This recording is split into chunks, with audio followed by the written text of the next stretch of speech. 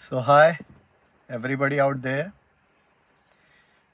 तो आज हम बात करेंगे और उन बच्चों की तरफ से बात करेंगे जिन्हें किसी न किसी कारण से प्राइवेट मेडिकल कॉलेज में एडमिशन लेना ज़रूरी हो गया है और जो अपना कैरियर बनाने के लिए प्राइवेट मेडिकल कॉलेज में एडमिशन लेना चाहते हैं, मतलब कि जो मेडिकल फील्ड में आगे बढ़ना चाहते हैं, जो रिसोर्सफुल हैं और उस कारण से वो प्राइवेट मेडिकल कॉलेज चुन रहे हैं और जिनको कैरियर बनाने का कोई शौक़ नहीं है, वो यहीं पर इस वीडियो को बंद कर दें।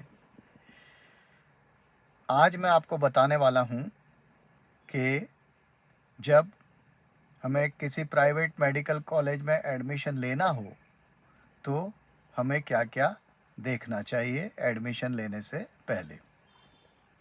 ख़ास तौर पर वो बच्चे जिनके पेरेंट्स डॉक्टर नहीं हैं और जिनके क्लोज़ रिलेटिव्स डॉक्टर्स नहीं हैं, उन्हें हवा भी नहीं लगती है कि जिस कॉलेज में वो एडमिशन ले रहे हैं वो कॉलेज एडमिशन लेने लायक और इतनी बड़ी फ़ीस देने लायक है भी कि नहीं। तो शुरू करते हैं। देखिए, सबसे पहले तो आप ये देखिए कि वो कॉलेज जो है उसकी यूनिवर्सिटी कौन सी है। यूनिवर्सिटी जो है 3 तरह की होती है। एक होती है गवर्नमेंट यूनिवर्सिटी, दूसरी होती है प्राइवेट यूनिवर्सिटी और तीसरी होती है डीम्ड यूनिवर्सिटी। इनकी डेफिनेशन और डिटेल्स में नहीं जाऊंगा।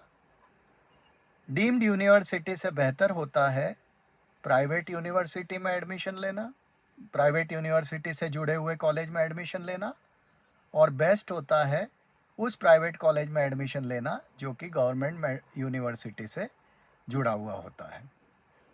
इसका अपना महत्व होता है जो आपको बाद में धीरे धीरे पता लगेगा। तो डीम्ड यूनिवर्सिटी में एडमिशन लेना अवॉइड करना चाहिए।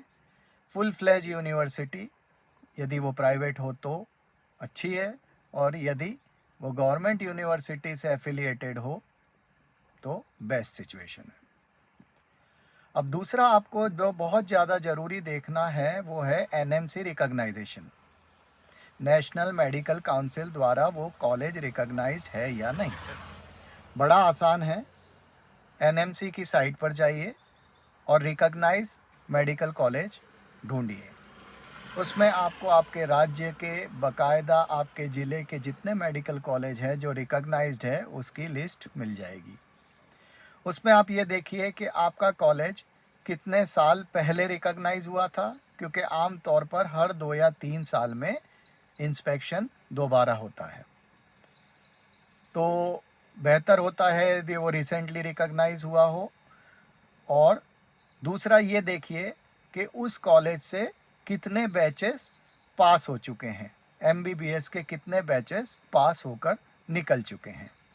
यदि वो कॉलेज है उसका रिकॉग्नाइजेशन केवल 3 साल पहले का है तो इसका ये मतलब है कि वो अभी फॉर्मेटिव स्टेज में है, उसके स्टूडेंट्स अभी एमबीबीएस पास करके निकले नहीं हैं, तो वो कॉलेज बहुत ज़्यादा एस्टेब्लिश्ड नहीं है। तो आपको ये देखना है कि रिकॉग्नाइजेशन, पहला रिकॉग्नाइजेशन कितने साल पहले दिया गया था और रीसेंट रिकॉग्नाइजेशन कितने साल पहले हुआ था। ये सारी जानकारी आपको एनएमसी की साइट पर रिकॉग्नाइज मेडिकल कॉलेज के कॉलम में मिल जाती है।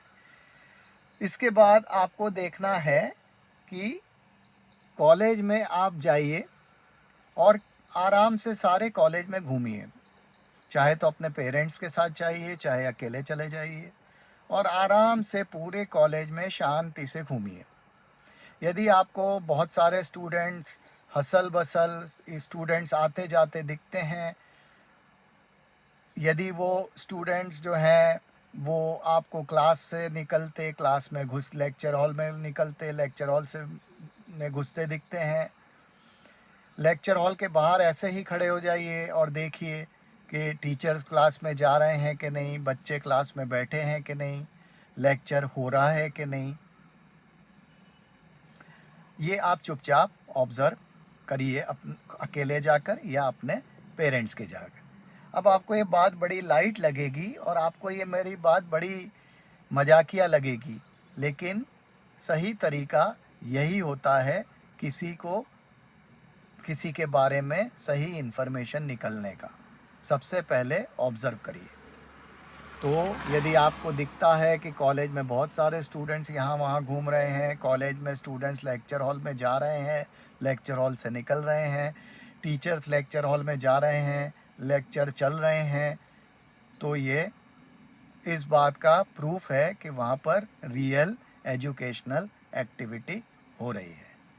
यदि आप लेक्चर हॉल के बाहर खड़े हैं और कोई स्टूडेंट ही लेक्चर हॉल में नहीं आ रहा है, और यदि स्टूडेंट लेक्चर हॉल में बैठे हैं और कोई टीचर ही लेक्चर हॉल में नहीं आ रहा है, तो ये थोड़ी सी डाउटफुल स्थिति होती है।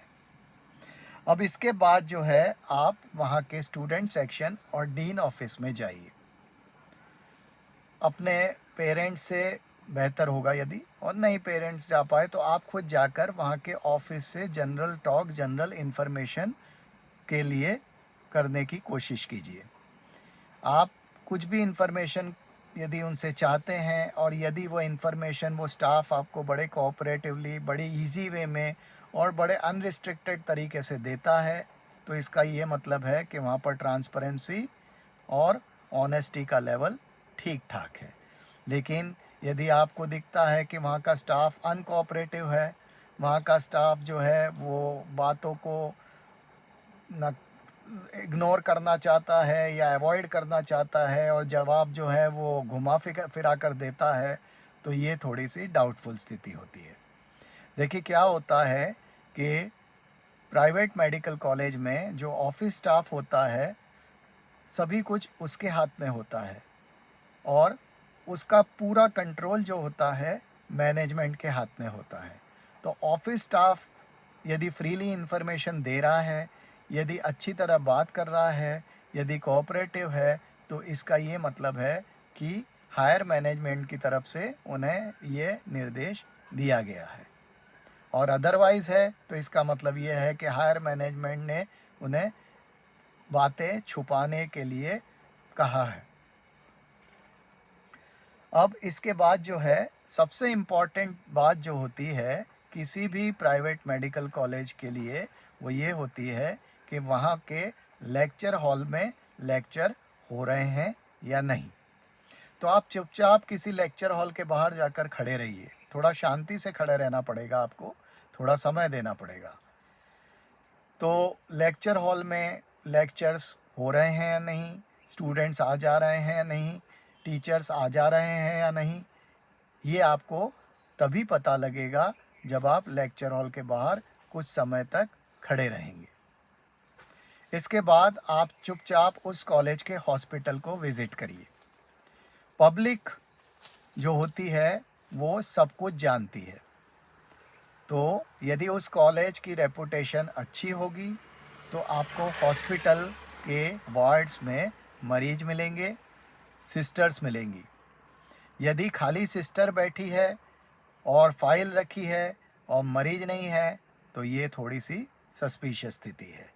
तो आप जो है ये देखिए कि वहाँ के वार्ड में मरीज है कि नहीं, वहाँ के वार्ड में सिस्टर है कि नहीं, वहाँ के वार्ड्स में डॉक्टर्स राउंड ले रहे हैं कि नहीं, ड्यूटी रूम में कोई डॉक्टर्स बैठे हैं कि नहीं। ये सारी बातें इस बात का प्रूफ होती है कि किसी मेडिकल कॉलेज में मेडिकल एक्टिविटी हो रही है। कभी कभी ऐसे मेडिकल कॉलेज भी होते हैं जो शुरुआत में फॉर्मेटिव ईयर्स में होते हैं, तो वहाँ पर जो है हॉस्पिटल नहीं होता उनका खुद का, तो वो किसी हॉस्पिटल से अटैच्ड होते हैं। तो आपको उस हॉस्पिटल में जाकर देखना है जिस हॉस्पिटल से वो अटैच्ड हैं, कि वहाँ पर कितनी मेडिकल एक्टिविटी आप देख पाते हैं। इसके बाद जो है एक थोड़ा सा डिफ़िकल्ट तो नहीं कहूँगा, पर थोड़ा सा अनकंफर्टेबल तरीका होता है जो सभी को अपनाना चाहिए, ये मेरी सलाह रहेगी। आपको क्या करना है, बच्चों को जाकर, मतलब जो एडमिशन लेने वाला स्टूडेंट है वो दूसरे स्टूडेंट्स के पास रैंडमली जाए, उससे थोड़ा सा कर्टसी, थोड़ा सा बेसिक वो ह्यूमन इंटरेक्शन करने की कोशिश करे, और उसके बाद उससे सिंपली ये सवाल पूछे कि मैं यहाँ पर एडमिशन लेना चाहता हूँ, मैं आऊँ या नहीं। ज़्यादातर बच्चे बड़े ऑनेस्ट होते हैं, उनमें अभी उतना मैलिस, उतनी बदमाशी नहीं आई होती है, तो वो तुरंत ही आपको जेन्युइन ओपिनियन दे देते हैं। आम तौर पर बच्चे आपको बता देंगे कि नहीं नहीं यहाँ पर बिल्कुल मत आना, या बच्चा कह देगा कि नहीं आ सकते हो। तो ऐसा आपको 3-4 स्टूडेंट्स के साथ इंटरेक्ट करना पड़ेगा। किसे? जो स्टूडेंट एडमिशन लेने जा रहा है उसे। यदि स्टाफ में, टीचिंग स्टाफ में कोई आपका परिचित है तो बेहतर है। यदि टीचिंग स्टाफ में कोई आपका परिचित नहीं भी है तो मैं सलाह दूंगा कि आपके पेरेंट्स उनके पास जाएं, नमस्कार वगैरह करें और थोड़ा सा उनको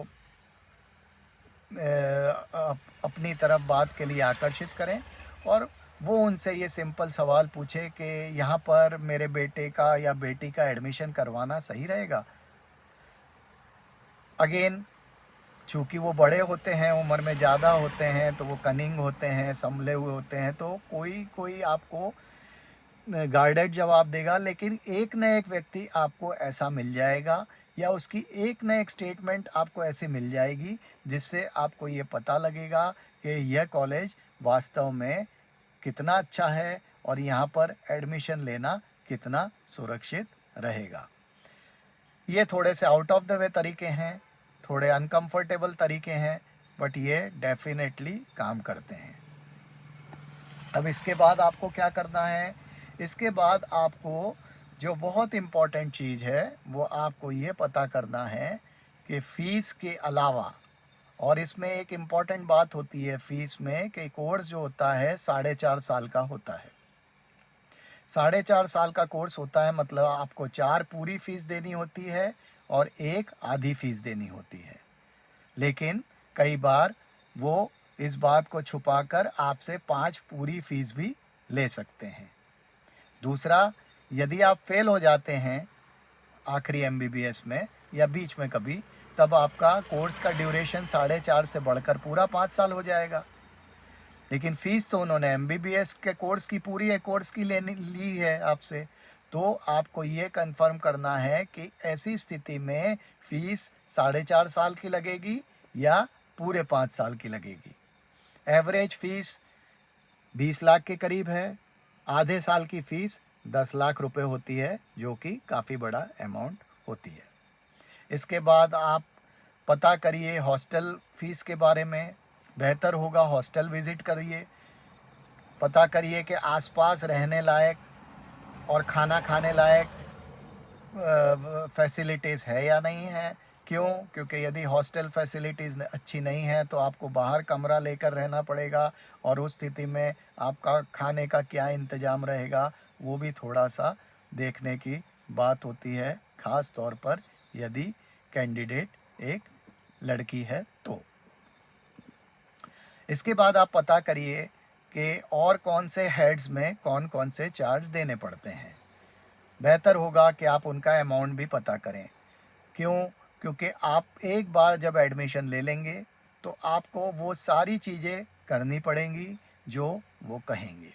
तो पहले बेहतर होगा कि आप पता करें कि यूनिवर्सिटी के एनरोलमेंट चार्जेस कितने हैं, एग्ज़ामिनेशन फ़ीस कितनी है, फ़ेल हो जाने पर क्या कोई एक्स्ट्रा चार्जेस लगते हैं, तरह तरह के फ़ाइन्स होते हैं, वो फ़ाइन्स, वो छुट्टी लेने पर, मजबूरी में छुट्टी लेने पर भी क्या फ़ाइन लगता है, क्या क्लास न लेने अटेंड करने पर फ़ाइन लगता है। ऐसे बहुत सारे हेड्स होते हैं जिनके अंडर में वो आपसे पैसे डिमांड कर सकते हैं। तो सिंपल तरीका ये होता है कि आप ये सवाल स्टूडेंट से पूछें जिनसे आप बात करने जाने वाले हैं, और ऑफिस के स्टाफ से पूछें। ये सारी चीज़ें देखने के बाद यदि मैं कंक्लूड करूं तो यदि वो प्राइवेट यूनिवर्सिटी या गवर्नमेंट यूनिवर्सिटी है तो बेस्ट है। यदि एनएमसी ने उसे 5 साल से ज़्यादा से रिकॉग्नाइज़ किया है, इसका मतलब वहाँ से एमबीबीएस के बैच पास होकर निकल चुका है। यदि रिसेंटली इंस्पेक्शन हुआ है, इसका मतलब ये है कि एनएमसी द्वारा वो अभी के ड्यूरेशन के लिए अप्रूव्ड है। यदि स्टूडेंट्स काफ़ी ज़्यादा दिखते हैं, यदि एजुकेशनल एक्टिविटी दिखती है, इसका मतलब है कि वहाँ पर एक्टिव एजुकेशन वर्क हो रहा है। यदि लेक्चर हॉल में लेक्चर्स होते दिखाई देते हैं, यदि टीचर्स लेक्चर लेते दिखाई देते हैं, इसका मतलब है कि वहाँ पर पढ़ाई का काम भी सेटिस्फैक्ट्री चल रहा है। यदि स्टाफ आपके सवालों का सही सही जवाब देता है, डिटेल्ड जवाब देता है, उसका बिहेवियर अच्छा है, तो इसका मतलब ये है कि हायर मैनेजमेंट ने उसे स्टूडेंट्स के साथ कोऑपरेट करने का इंस्ट्रक्शन दिया हुआ है। यदि हॉस्पिटल में वार्ड्स में मरीज़ दिखते हैं, सिस्टर दिखती है और राउंड लेते हुए डॉक्टर्स दिखते हैं, इसका मतलब ये है कि वहाँ पर मेडिकल एक्टिविटी अच्छी चलती है। और यदि वहाँ पर अननेसेसरी हेड्स में कोई फ़ीस वगैरह नहीं ली जाती है, और यदि 4.5 साल के कोर्स के लिए 4.5 साल की फ़ीस ही ली जाती है, इवन यदि आप फेल हो जाते हैं तो इसका मतलब उनकी फाइनेंशियल ऑनेस्टी का लेवल सफिशेंटली गुड है। तो जानकारी थोड़ी बेसिक है, आपको लगेगा कि ऐसी क्या बात कह दी इन्होंने, लेकिन यदि आप मेरी इस बात पर अमल करेंगे तो रिट्रोस्पेक्टिवली आपको समझ में आएगा कि मैंने आपको कितनी काम की बात बताई। यदि प्राइवेट मेडिकल कॉलेज में एडमिशन लेने की स्थिति बन गई है तो बेहतर होगा कि आप ये वीडियो अपने पेरेंट्स को भी दिखाएं, ताकि वो और गहराई से मेरी बात को समझ पाएं। तो फिर से उम्मीद करता हूँ कुछ फ़ायदा हुआ होगा। प्लीज़ लाइक कीजिए, सब्सक्राइब कीजिए, है ना? और हो सके तो अपने साथ के बच्चों से शेयर कीजिए, तो और काम के वीडियो बनाने का मुझे मोटिवेशन मिलेगा। थैंक यू, नमस्कार, गुड बाय।